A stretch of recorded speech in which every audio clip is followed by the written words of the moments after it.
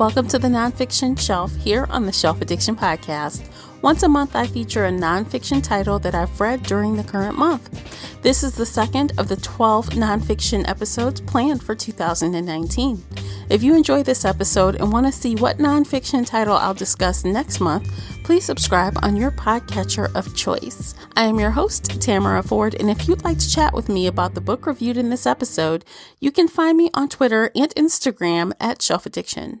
A quick note before I get started, if you enjoy this show and the content that I produce, please consider supporting the podcast via Ko-fi. The links for everything related to today's episode are below in the show notes. So let's jump into it. This month's book is a memoir entitled We're Going to Need More Wine, Stories That Are Funny, Complicated, and True by Gabrielle Union. The Kindle edition is 272 pages and the audiobook edition comes in at 7 hours and 48 minutes unabridged. Published on October 17th, 2017 by Day Street Books and Harper Audio, respectively. Okay, so because this is a memoir, it is Gabrielle Union kind of telling her story, and it's not a self-help like, the book I talked about last month. So I'm going to treat this a little bit differently. I'm kind of going to just talk through it as I'm talking to a friend, and I'm going to tell you what I liked, what I didn't like, and just my general vibe from Gabrielle Union after reading the book. Again, this is her stories, good, bad, or indifferent. This is her life. She wrote it, and she narrated her own audiobook as well, and we'll talk about that some too. Now, why did I choose this? So first, I wanted some variety. I didn't want all self-help books because that's not something that I would enjoy. So I wanted to mix things up with a memoir here and there throughout the year. So I decided to start with her because 3 months ago, I feel like it was mid-November, I saw a YouTube video that featured Ellen Pompeo, who plays Meredith Grey on Grey's Anatomy, Emma Roberts, who has been on American Horror Story in the Coven series, Gina Rodriguez, you know her from Jane the Virgin, and then Gabrielle Union, of course, and we know her from TV and movies. And they were talking to Net-a-Porter about big television diversity, about women's pay versus the men and seeing diverse people on the screen and in the room. And this 24-minute conversation really made me want to see what else Gabrielle Union had to say. Because I really felt that all three of the four ladies really had a lot to say. Emma Roberts was a little quiet, but maybe she just didn't have anything to add. I don't know. I'm not going to speculate. But regardless, Gabrielle Union and Ellen Pompeo and Gina Rodriguez, they really drew me into this conversation. And because I knew that Gabrielle Union had a book, I wanted to give it a try. So that is how we got here. That is the why behind me reading this book. Now, going into it, I will also be completely transparent and tell you, before I saw that video, I had heard nothing but bad things about Gabrielle Union. I had made some assumptions based on things that I'd heard in the media, and that affected me seeing her on the screen. I actually wanted to watch Being Mary Jane, that she's really well known for right now. And because of, me feeling meh about her as an actor, I haven't watched it. So yeah, there's that. That's neither here or there because we're here now. And I'm glad that I read her book because I actually like her better as a person now that I've read her book. And sometimes it goes the opposite. You know how sometimes you read someone's story or you hear what they have to say about themselves and you kind of just like, I don't really like that. But I feel like reading this book gave me more insight to the persona that we think we see on the outside. Like those feelings of she seems standoffish, she seems kind of rude, I heard these rumors, and then to hear what she has to say for herself, put all of that into some perspective. Don't get me wrong, I'm not on the Gabrielle Union fan club or anything, but I could just appreciate, what she had to say, and it gave me a new way to look at her as a person. So this book was fast paced and it was pretty short. I listened to it on audiobook and I think I listened at a speed of 1.25, I believe. So Gabrielle Union did a great job narrating her own book.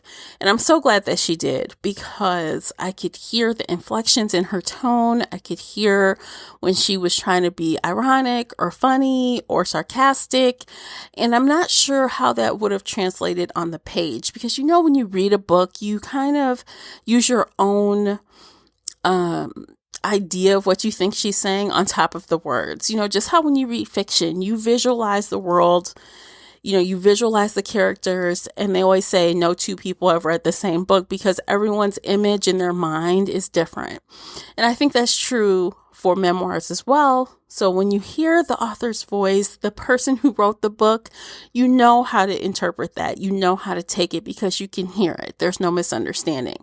So I could appreciate that. And I think that was something that led me to enjoy it even more. This story follows her from when she was young until kind of present day. We get to kind of learn about her experiences being a young girl growing up in a school that's mostly Caucasian and then going home, to an environment that is very Black and, having to kind of balance those two personalities, deal with those two kind of different situations. We hear a little bit about, her home life and her father and her mother, her experiences as, she's grown up, like some of the things that she kind of made some assumptions about and went along with the crowd about. She kind of prides herself today on being really honest and brutally blunt about things that she might have done wrong or said wrong or thought wrong. And I could appreciate that in the book. I could also appreciate how funny she is. She's way funnier than I thought she would be.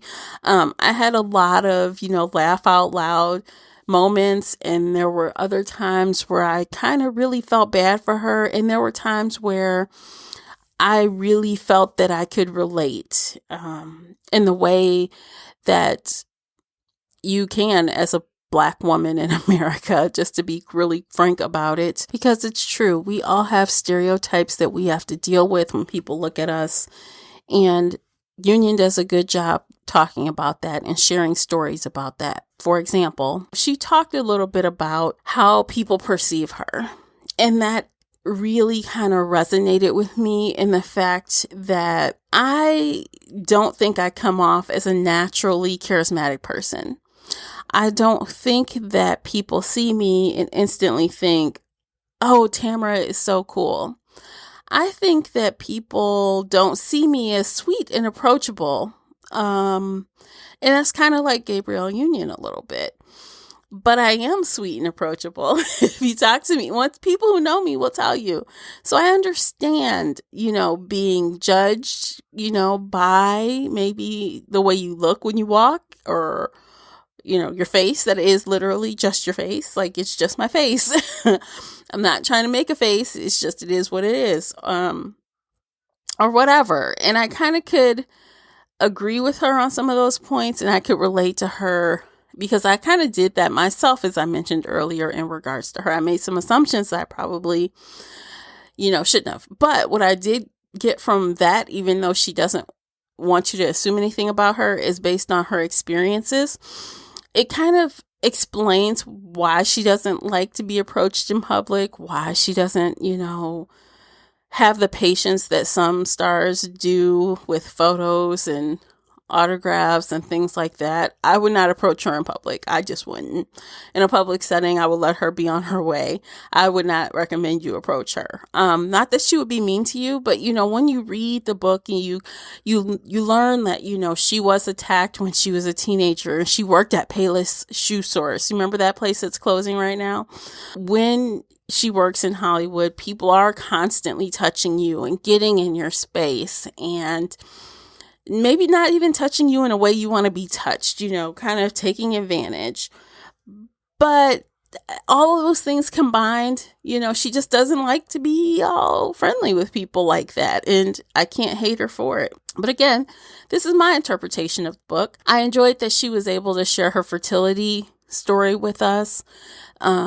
That's a hard thing for a lot of women to talk about. I don't have any children, but I could appreciate, her going through that, and I appreciate her sharing it. And I'm sure women with fertility issues would as well get some benefit out of hearing her talk about her situation. I also did like that she did share, her first marriage with us, and she kind of talked about Dwayne Wade a little bit. And, there were some really fun anecdotal stories there that I could appreciate, when, like, one of them would be, whoever makes the money makes the choices. That is a true statement. I'm going to tell you. I'm not going to tell you who makes the money in my situation, but it is kind of true. Who, the person that makes the most makes the decisions. And that's kind of how her relationship with Dwayne Wade is a little bit. He makes a lot more money than her, which she openly says. She has no problem saying that, which is kind of funny. I can appreciate that. So, she gives a lot of anecdotal things. She talks a little bit about her stepchildren and, just family in general. And even friends, she made some comments about, her friends and prioritizing work over friends, and just the way she puts all these little stories together. They really sound segmented, and they kind of are, but for some reason, the order in that they are told, it just comes together really well, and it's entertaining at the same time. She is so blunt and forward with these stories. They are so candid that you may even find yourself cringing at times. I know I did. She just is unbelievably honest about things, even things that don't make her look good, even things that make her look a little ignorant. But the best part of it is that she learned from that, and that is, I think, what we should take from her memoir is, we all make mistakes, and we all have to internalize them, think about them, and learn from them and move forward. And it's a really solid memoir. It's raw, it's engaging, it's fast paced, all of the things that I enjoy when I'm reading about someone's life. It was super easy for me to read, and I definitely recommend it. With that said, I'm rating We're Going to Need More Wine 4 out of 5 bookmarks. So if you are like me and you felt a way about Gabrielle Union, I definitely think you should give this book a chance. It might actually be even a little bit funnier if you actually have some wine in your hands. And if you did read the book, let me know what you thought of it. Did you agree with me? Did you like her better after reading this book? Did you like her narrating her own book? I would love to know those things as well. So we're going to end things there because I literally could ramble on for another 10 minutes about all the fun, unique things that she divulged in her memoir. But I'll leave that to you to read it for yourself. And you can even comment and let me know what you thought the funniest or the most memorable thing was from this memoir. All right, readers, thank you so much for tuning in today, and I will catch you guys on the next book chat. Happy reading. If you enjoyed today's book chat episode and would like to show your support, there are a few things you can do. Head on over to Apple Podcasts and leave a positive 5-star review. You can follow me on Twitter at Shelf Addiction.